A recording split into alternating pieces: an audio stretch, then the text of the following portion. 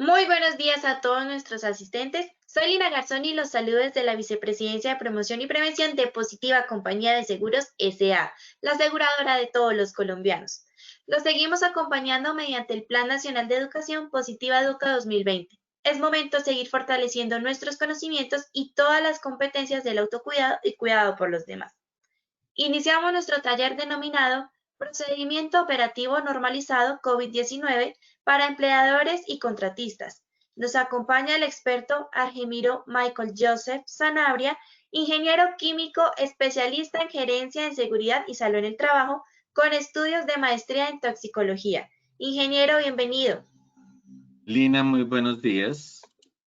Muy buenos días. ¿Cómo estás el día de hoy? Bien, gracias, sí, señora. Bueno. Ingeniero, entonces te dejo con todos nuestros asistentes. Vale, Lina, muchísimas gracias. Bueno, vamos a comenzar. Cuando hablamos de un procedimiento operativo normalizado, tenemos que identificar por qué es importante hablar de un procedimiento operativo normalizado para la atención de personas con síntomas compatibles con casos COVID-19. Es decir, cómo debemos prepararnos en estos procesos de reactivación económica, incluyendo también a los trabajadores que se encuentran en la modalidad de trabajo en casa, como parte de esa actuación que debemos tener en nuestra empresa, como parte del protocolo de bioseguridad.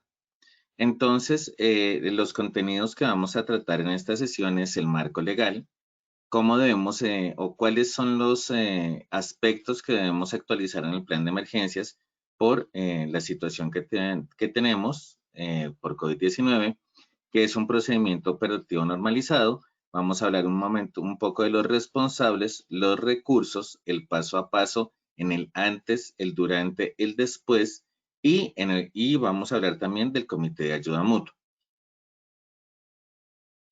Vamos a comenzar a hablar desde el punto de vista de marco legal y vamos a tomar como referente la resolución 666 del 2020. En esta resolución aparece claramente definida las responsabilidades tanto del empleador como del trabajador. Entonces, del empleador o contratante, implementar acciones que permitan garantizar la continuidad de las actividades y la protección integral y reportar a la EPS y a la ARL los casos sospechosos y, por supuesto, los casos confirmados. Desde el punto de vista de la responsabilidad del trabajador, reportar cualquier caso de contagio que se llegase a presentar en su casa o lugar de trabajo. Además, cuando revisamos el protocolo de bioseguridad en el anexo técnico, tenemos en el numeral 4.1 que habla del grupo de vigilancia en salud, la obligatoriedad también de implementar los mecanismos para la atención de posibles situaciones de contagio.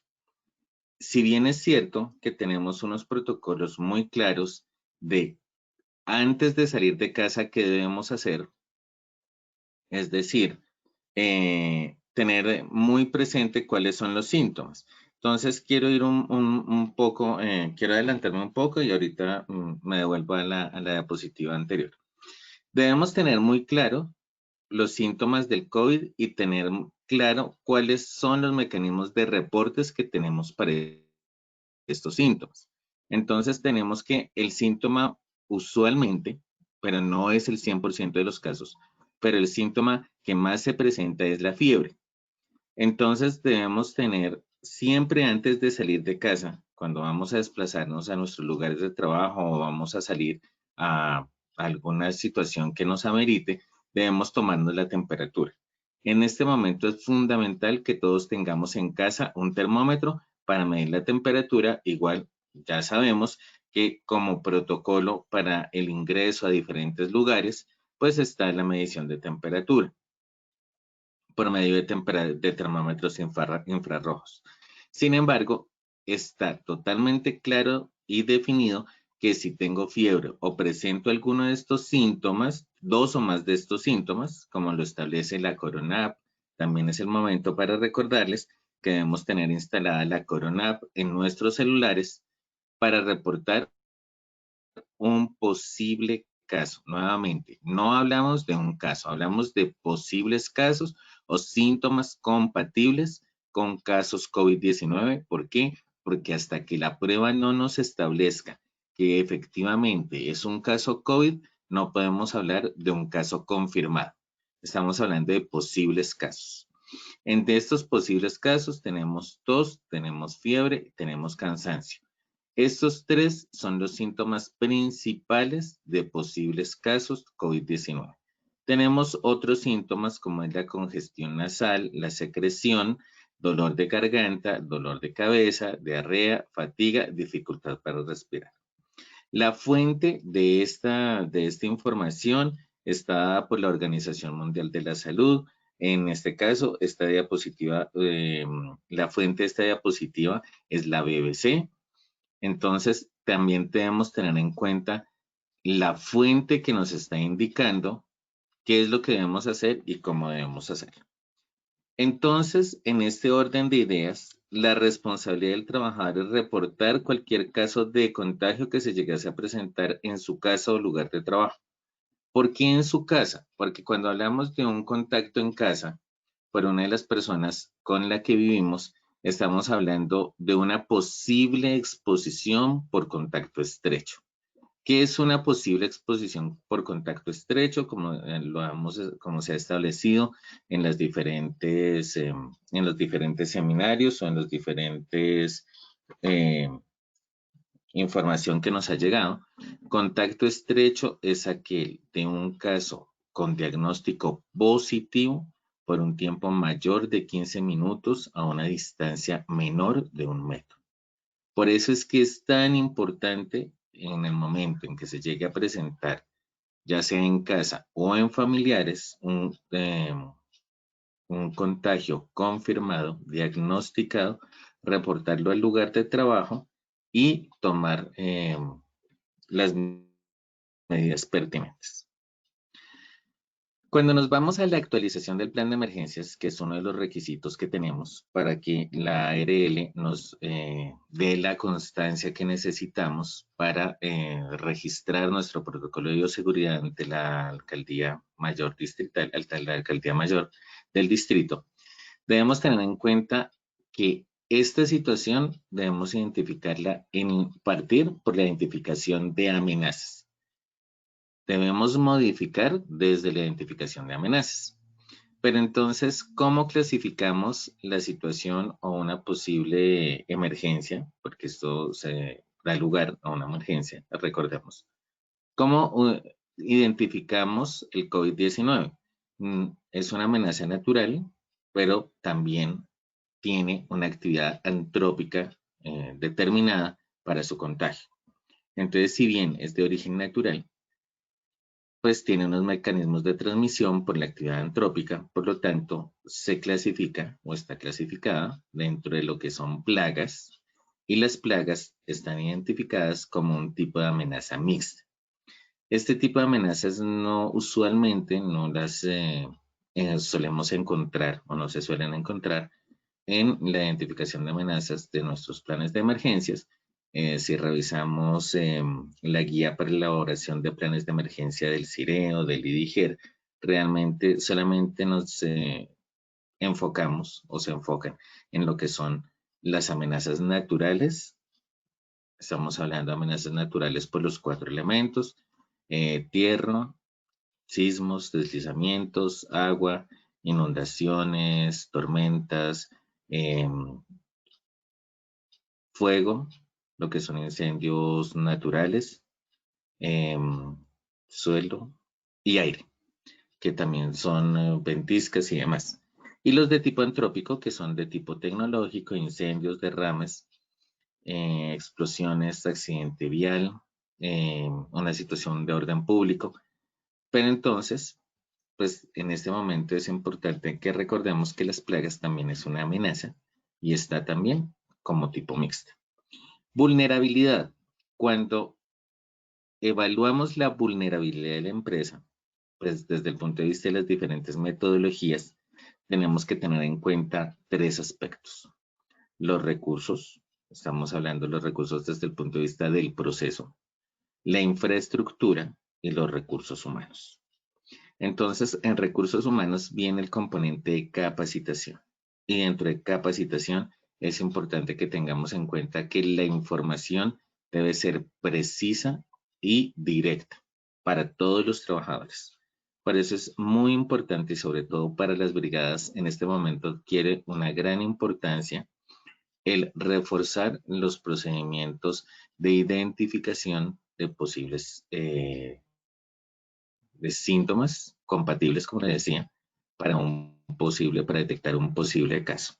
Siempre vamos a hablar de posibles casos. No sabemos en este momento, pues, no, o sea, un brigadista identifica la situación o se le comunica la situación y qué es lo que debe hacer. Ese es el objetivo del procedimiento operativo normalizado. ¿Qué hacer? Las personas de por sí, o tengamos claro que nadie está buscando contagiarse y nadie está buscando decir mentiras. Entonces, yo creo que es más un tema de no prestarle atención a las circunstancias actuales que vivimos. Y por ello es fundamental recordarles siempre a las personas que antes de salir de su casa constaten su condición de salud. Cuando llegan al lugar de trabajo, pueden llegar en una buena condición, una condición de salud estable. Y durante el desarrollo de la jornada laboral pueden empezar la aparición de síntomas, temperatura, malestar. Entonces es importante, además que recordemos que también se nos indica que en caso de gripa, de una gripa muy fuerte, donde haya fiebre, donde haya secreciones, es importante reportar y no salir de casa. Entonces, esto también lo debemos tener en cuenta. ¿Para qué? Para poder enfocar los recursos de los que disponemos al interior de la empresa para atender una posible situación al interior, ¿sí? Dentro de lo que se está presentando en la parte en la reactivación económica de las empresas. Por eso es que empezamos a hablar de un procedimiento operativo normalizado. Cuando hablamos de un procedimiento operativo normalizado, debemos tener en cuenta qué es. Es un instructivo. No es un documento grande, me va a permitir presentarles un diagrama de flujo de un procedimiento operativo normalizado que he desarrollado. Es un instructivo con el paso a paso, en el que identificamos los recursos físicos, los recursos humanos y los recursos tecnológicos. Cuando hablamos de recursos físicos, debemos pensar en, bueno, ¿cuáles son las actividades que vamos a ejecutar como parte de ese procedimiento operativo normalizado para definir cuáles son los recursos que necesitamos? En este caso, siempre debemos tener en la empresa como parte de nuestro protocolo de bioseguridad a la entrada, al ingreso del personal. Debemos tener nuestro termómetro infrarrojo para medir temperatura. Y entonces ahí ya empezamos a hablar de la alerta y de la alarma. ¿Cuál es la alerta? ¿Cómo identificar esos posibles casos? ¿Cómo identificar esas personas que pueden llegar a sentirse mal a lo largo del día y que debemos aplicar o debemos poner activar este procedimiento operativo normalizado? En ese orden de ideas, pues ya hablamos de un recurso físico fundamental que es el termómetro infrarrojo para medir temperatura. Adicionalmente a eso, cómo se siente la persona y también cómo lo va a atender, quién lo va a atender. Entonces ya nos vamos a la parte de recursos humanos, porque dense cuenta que los recursos humanos y los recursos físicos van de la mano. Vale, mil gracias. Continuamos con lo que son los recursos humanos. Estábamos en recursos humanos. Recursos humanos, ¿quiénes son las personas que van a atender una posible situación? ¿Y cómo va a ser esa cadena de comunicación? Entonces, miremoslo desde diferentes puntos de vista, miremoslo en diferentes modelos de empresa, hablamos de sector construcción, ahí tenemos que empezar a involucrar a los contratistas. Y lo hablamos en planta y lo hablamos en el sector administrativo. Cuando estamos hablando, vamos a ir en el primer ejemplo, que es en construcción. Entonces, tenemos que tener en cuenta que hay muchas empresas o personas de muchas empresas que están bajo una sola figura, que es la constructora o es el responsable de la construcción. En ese caso, tenemos empleador y tenemos contratistas. Y también debemos tener en cuenta que los recursos van de la mano también al tamaño de la empresa y a la característica de la empresa. En sector construcción se presentan muchas empresas tipo microempresa, que son son empresas de menos de 10 trabajadores, y también microempresas, sobre todo también lo que son empresas bajo persona natural que contrata diferentes trabajadores, y también se da el trabajo por día o trabajo de estajo. Entonces, es importante en este momento, es fundamental tener claridad y que todas las empresas estén cumpliendo con sus requisitos de afiliación al sistema de seguridad social. Porque ahí es donde debemos identificar cómo vamos a hacer esos protocolos de comunicación, de identificación de posibles casos de comunicación y de manejo de recursos. Entonces, ¿quién es el responsable de identificar, de comunicar, ¿sí? Comunicar desde el punto de vista si es mi trabajador o si es el trabajador de uno de mis contratistas? Entonces, primero debo identificar y establecer si efectivamente tiene temperatura y cuáles son los síntomas que está presentando el trabajador. Segundo, cobra aquí mucho sentido lo que es la cadena de comunicación. La cadena de comunicación desde el punto de vista de cómo voy a atenderlo desde lo que es la atención en salud que se le debe prestar al trabajador.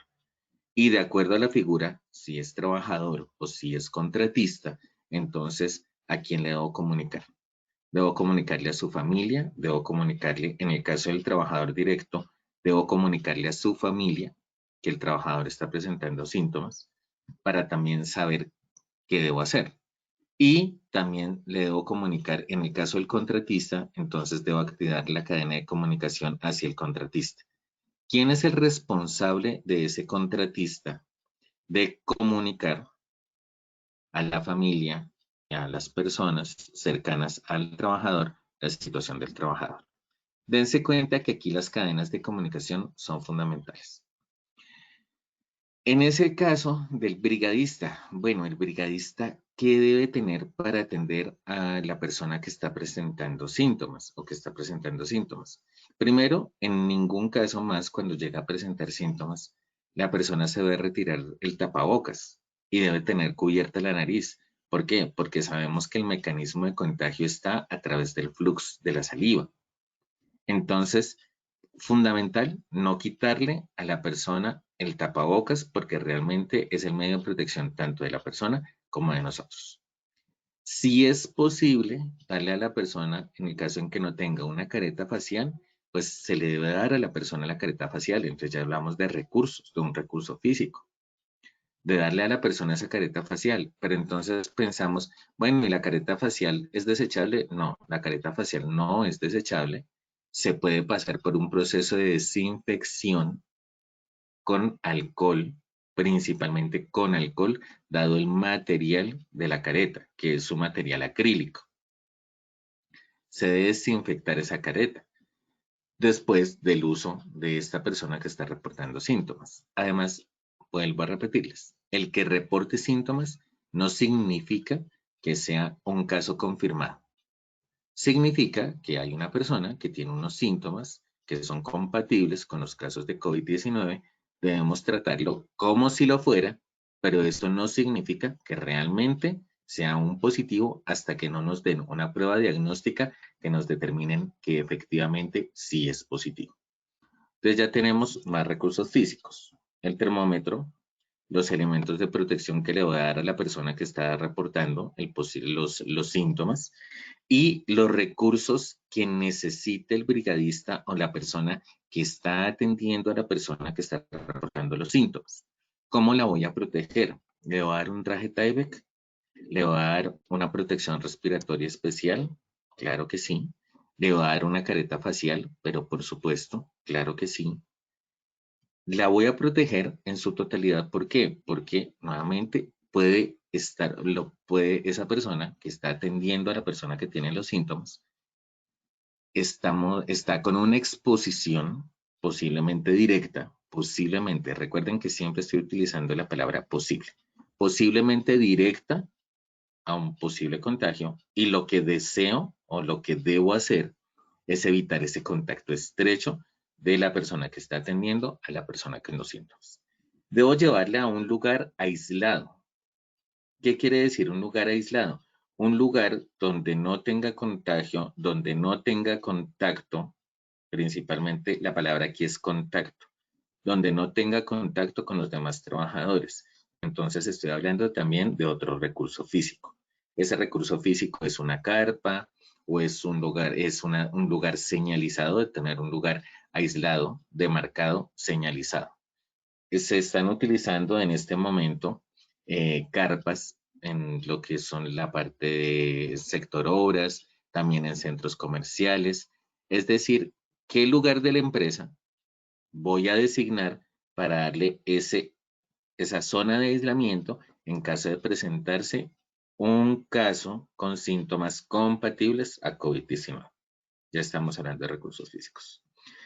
Recursos y cuál va a ser el procedimiento, pero por supuesto, porque en caso de que haya un caso que después nos digan que es confirmado, o sin importar que nos digan que no nos lo digan, debemos también tener unos protocolos de limpieza y desinfección, de los cuales hablamos anteriormente, para esa zona de aislamiento. También ya lo estamos hablando del recurso físico. Recurso humano, cómo tratar a estas personas y cómo los brigadistas deben tratar a estas personas. Hay un fenómeno que se está dando que es un fenómeno de rechazo por parte de las personas cuando ven personas con posibles síntomas, pero también hay unos fenómenos de culpa de las personas que tienen los síntomas, ¿sí? Primero, nadie se contagia porque quiere. Entonces, empecemos también a controlar y a capacitar a nuestros brigadistas en esta posible respuesta, así como capacitamos a nuestros brigadistas para atender un incendio, para atender una posible situación por un deslizamiento. Entonces, debemos también pensar en cómo estamos capacitando este recurso humano para precisamente que le dé un trato de primer auxilio a esas personas que pueden llegar a presentar síntomas. Es fundamental. Entonces, y sobre todo capacitarlos. Venga, sucedió, también está sucediendo, que nadie se quiere hacer cargo de la situación y tenemos una reactivación económica. Además, tenemos que pensar que esto no es solamente para el momento de la emergencia sanitaria. Esto se presenta de aquí en adelante, no sabemos hasta cuándo. La Organización Mundial de la Salud nos está diciendo 1 año para una posible vacuna, posible. Y estamos hablando de que están probando medicamentos para disminuir los síntomas o, bueno, manejar la enfermedad. Pero realmente en este momento se puede presentar en cualquier empresa, no solamente ahorita, sino más adelante, una persona con posibles síntomas que debemos darle el trato del primer auxilio para llevarle a esa zona de aislamiento mientras llevan los centros asistenciales y las autoridades sanitarias para controlar la situación. Claro que sí. Entonces es fundamental también la capacitación desde el punto de vista del brigadista o de las personas responsables para la atención de posibles situaciones de emergencia por COVID-19. Y cuando hablamos de una situación de emergencia por COVID-19 es que una persona empiece a presentar síntomas. Recursos tecnológicos. Entonces estamos hablando de las comunicaciones, si vamos a utilizar la comunicación por radios o si definitivamente vamos a utilizar nuestros celulares. Si utilizamos nuestros celulares, entonces debemos tener las líneas de atención de estos celulares, a quién le vamos a comunicar. Entonces dense cuenta que ya vamos construyendo el protocolo. La alerta, cómo vamos a detectar si el trabajador lo va a comunicar o si las personas, hay personas que estén identificando. Todos, absolutamente todos, debemos reportar. Si vemos a una persona que tiene malestar, que lo vemos con ese cansancio y con esa tos persistente, debemos reportar. ¿Para qué? Para que se le tome la temperatura por medio de los responsables. Y ahorita ya vamos a empezar a hablar de los responsables. A esta persona se le detectan los posibles síntomas, se les toma la temperatura, se le debe llevar a la zona de aislamiento. Entonces, ¿cuál es la ruta de evacuación? Y ahí tenemos que pensar en la ruta de evacuación.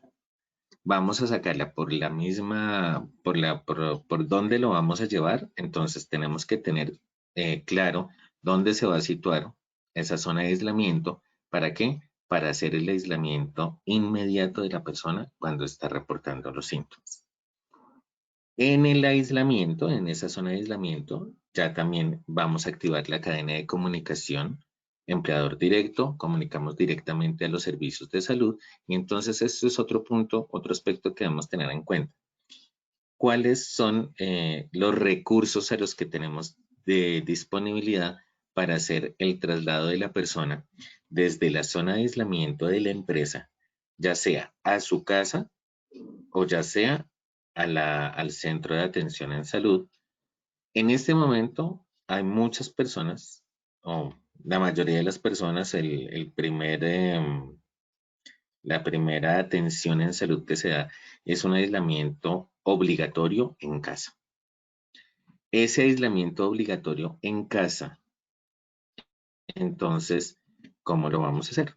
¿Cómo vamos a llevar a esa persona a su casa? Porque no la podemos dejar ni a la deriva, ni decirle que se vaya solo o sola, ni decirle que se vaya en un servicio tipo Uber, tipo taxi, tipo plataforma, sino tenemos que cerciorarnos que la persona está llegando a su lugar, ya sea casa o ya sea centro de atención en salud. ¿Cómo vamos a movilizar a esa persona? Eso es importante. Entonces, vamos a llamar a la Secretaría Distrital de Salud para pedir una ambulancia por parte del sistema de salud, o contamos en nuestra empresa con una zona protegida con un servicio de ambulancia, o contamos en nuestra empresa con un servicio de ambulancia particular de la propia empresa. Y eso también lo tenemos que identificar. ¿En qué? En esos recursos físicos y en esos recursos tecnológicos que tenemos para el traslado de las personas a donde nos indique la autoridad sanitaria.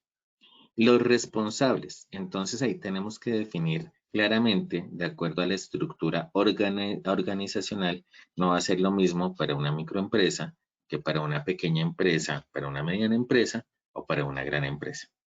Cuando tenemos la microempresa, pues tenemos muy pocos trabajadores y tenemos un responsable que es un representante legal. Y en sector construcción, vámonos a sector construcción, tenemos sector construcción usualmente debe tener una persona de seguridad y salud en el trabajo, a menos pues también teniendo en cuenta el tamaño de la empresa y la actividad que estén haciendo.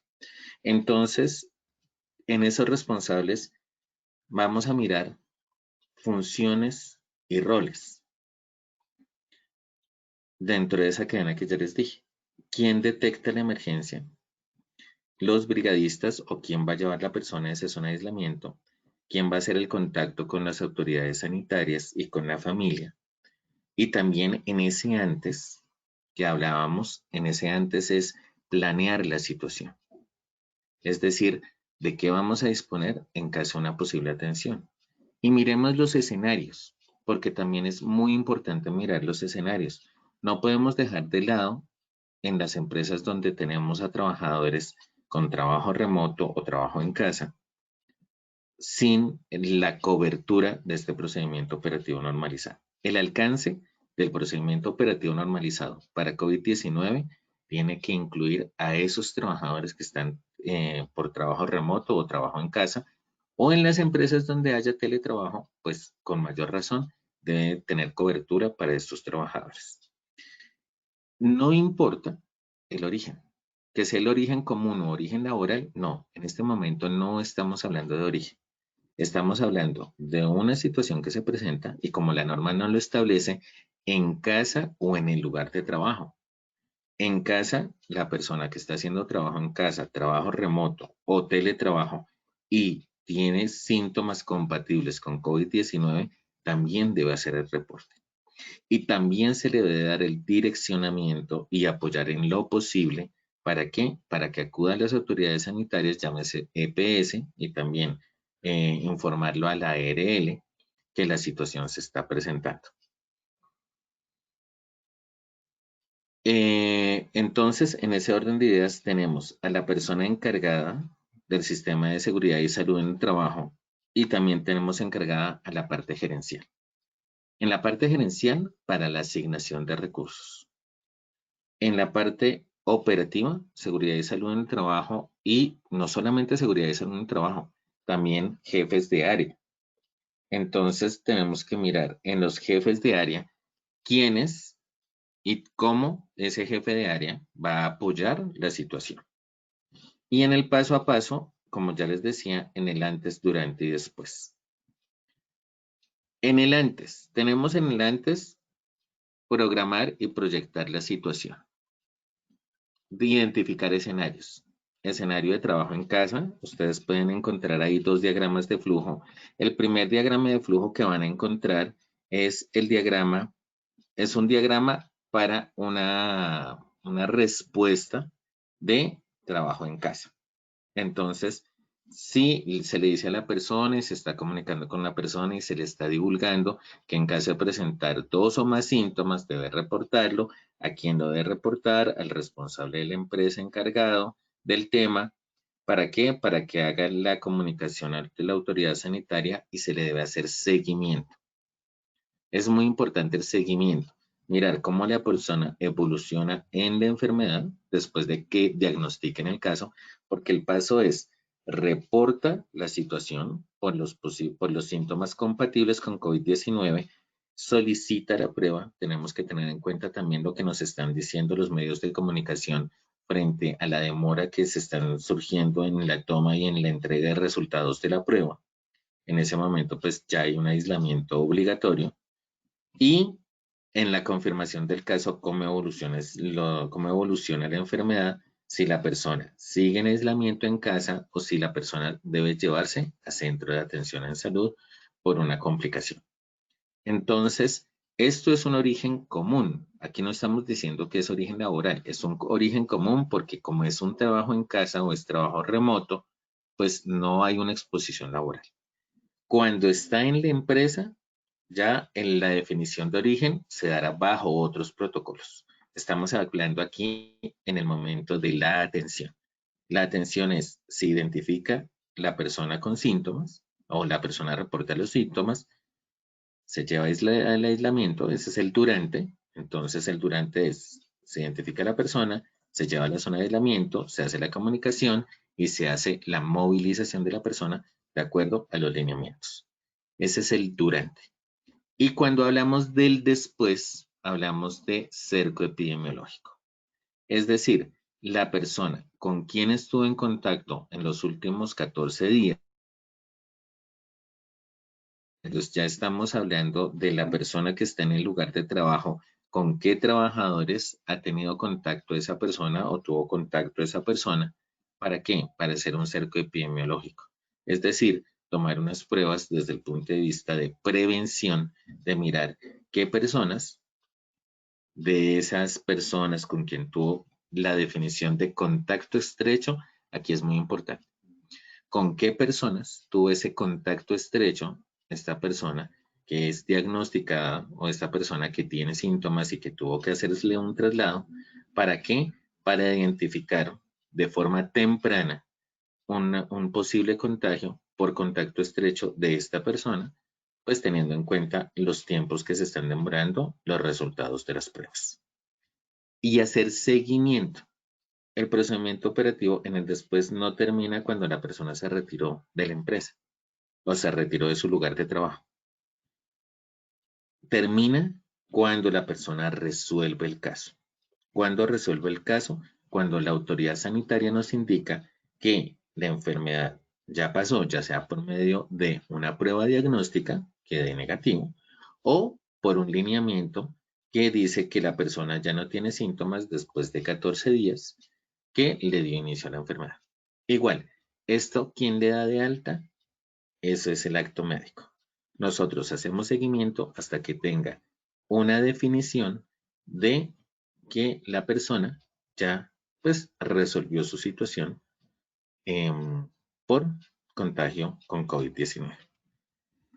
Entonces, para terminar, es importante definir el momento de tener su procedimiento operativo normalizado, ya para finalizar, recursos físicos, humanos, tecnológicos, escenarios posibles en la casa, en el lugar, o si la persona tiene que salir, por ejemplo, estamos hablando de las personas comerciales o las personas que hacen trabajo extramural, estamos hablando de IPS que hacen trabajo extramural.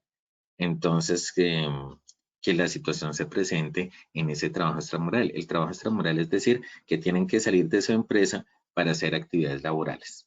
Entonces, ¿qué hacer si la persona llega a tener síntomas cuando está fuera de la empresa haciendo su actividad laboral? La movilización. ¿Cómo vamos a movilizar a la persona en el caso en que esté en el lugar de trabajo o cuando esté en ese evento donde la persona está fuera del lugar de trabajo? Los responsables, la cadena de la asignación de recursos, de la parte operativa, de la atención del evento y del manejo del evento.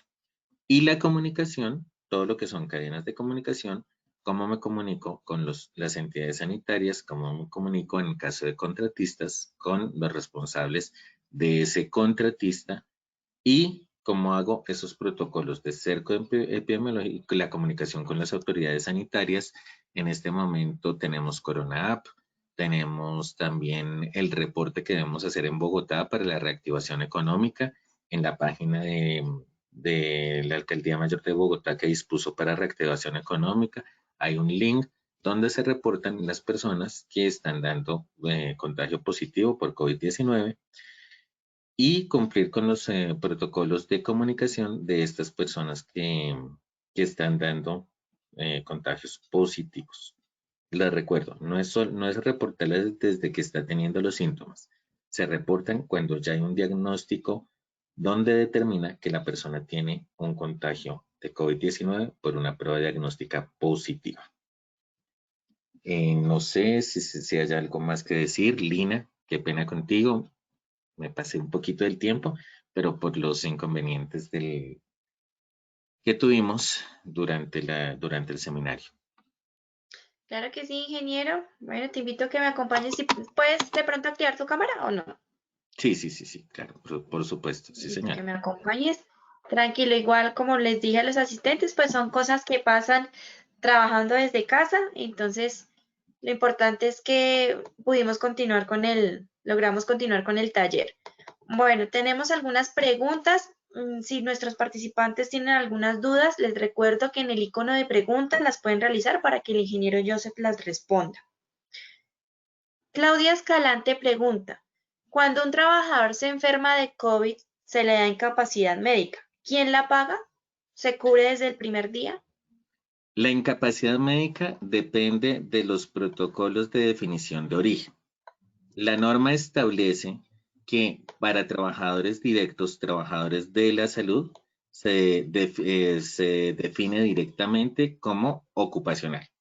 Para trabajadores que no tengan de segunda línea, es decir, de otras actividades económicas, hay que seguir el protocolo donde se reporta la presunta enfermedad laboral, se hace una investigación con integrantes del COPAS, se sigue todo el protocolo de investigación del evento y se solicita a la ARL la definición de origen. Dependiendo de la definición de origen, ya sea la incapacidad tendrá cobertura por EPS, por origen común, o por ARL, por origen laboral. Pero eso depende, como les digo, del tipo de trabajador y de la exposición que se identifique en el trabajador. Desde el primer día, pero por supuesto, nuestro sistema de salud define, ya no sin importar que sea por EPS o por ARL, la cobertura se desde el primer día. Sandra Patricia nos pregunta, ¿pero se debe reportar como accidente de trabajo? No es un accidente de trabajo. La definición normativa es enfermedad laboral, presunta enfermedad laboral. No es accidente de trabajo.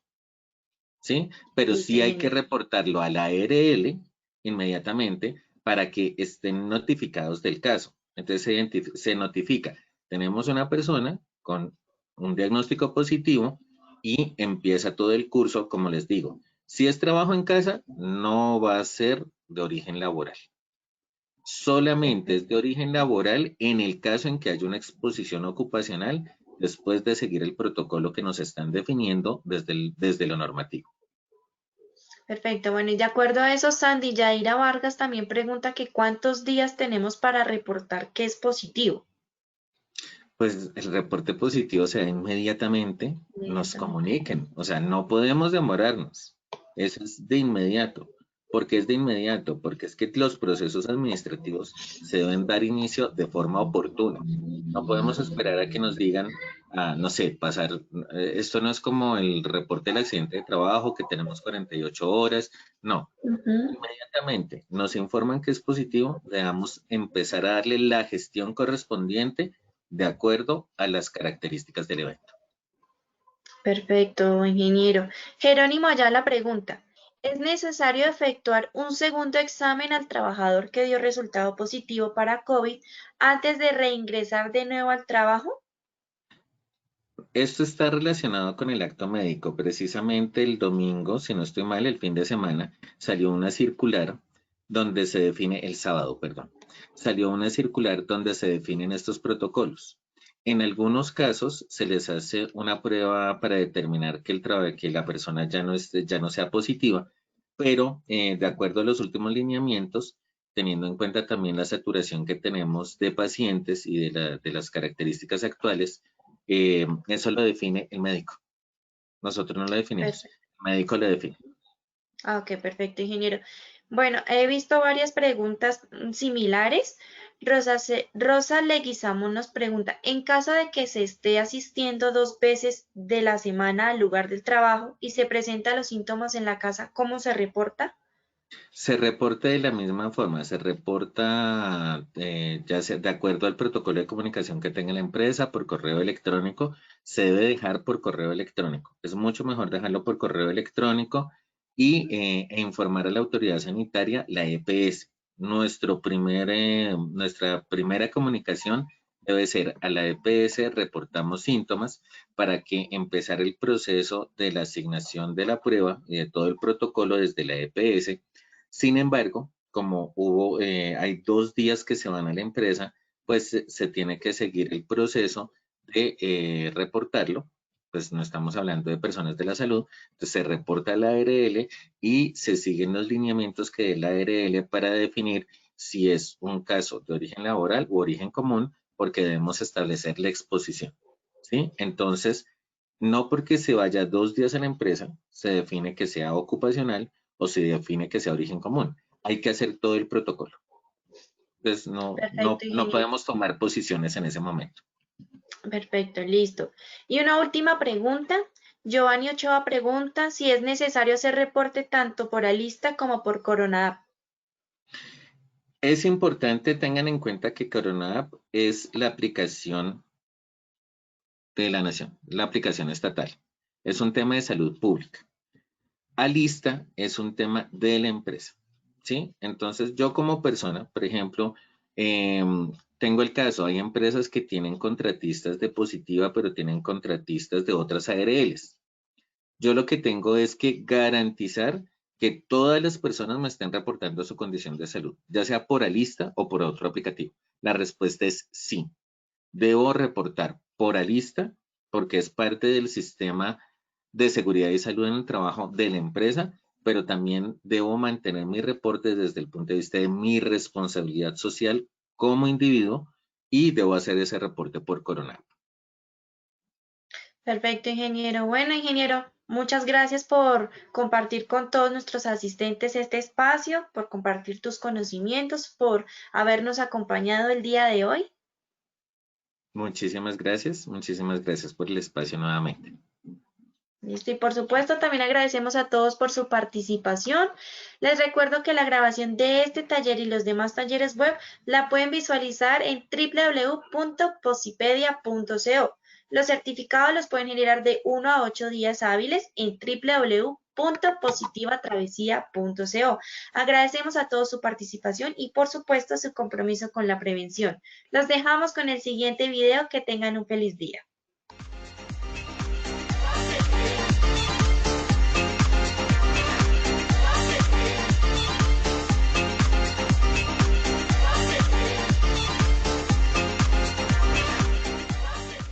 A continuación, voy a mostrarte una serie de ejercicios de fácil ejecución.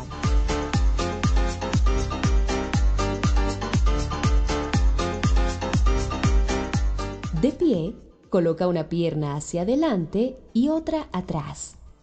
La de adelante, colócala totalmente recta, apoyando únicamente el talón. Sostén 15 segundos y cambia de pierna.